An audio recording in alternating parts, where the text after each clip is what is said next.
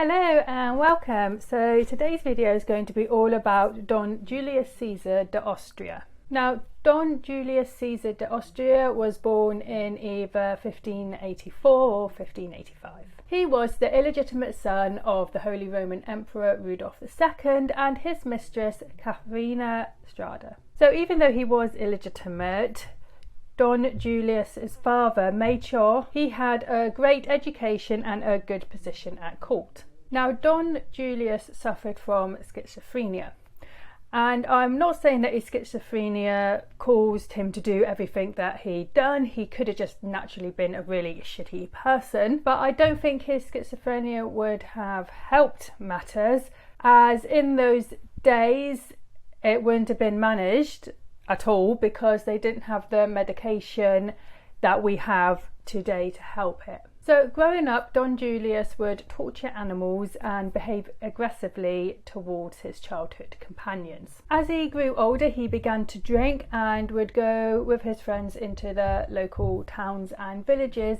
terrorising the residents and looking for sex. So lots of complaints started coming into Emperor Rudolf about his son, so he could not ignore these complaints about his behaviour anymore. So he purchased Český Krumlov Castle, which is in the South Bohemian region of the Czech Republic, to be Don Julius's home, where he was under some sort of house arrest. Don Julius started living there in 1605, and in 1607 he invited Markéta Pichlerová to live with him. Markéta was the daughter of a local barber, and her parents did agree to her going and living with Don Julius.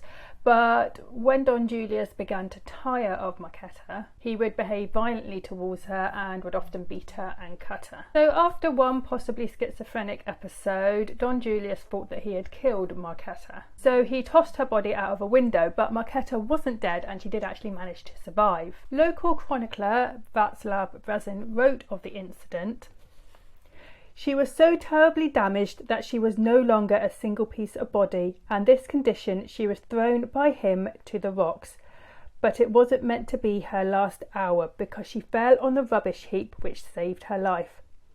Once she was healthy again, she hid herself from him, but he kept returning to her mother, so Markéta had to go to him again." So when Don Julius found that Markéta was okay, he kept on going to her parents, asking them to return her to him. Markéta's father refused Don Julius's request, so Don Julius had him put in prison. After 5 weeks, Markéta's father relented, so she returned to Don Julius. But Don Julius was still violent towards Markéta. The day after Markéta returned to the castle, on the 18th of February 1608, Don Julius murdered Markéta.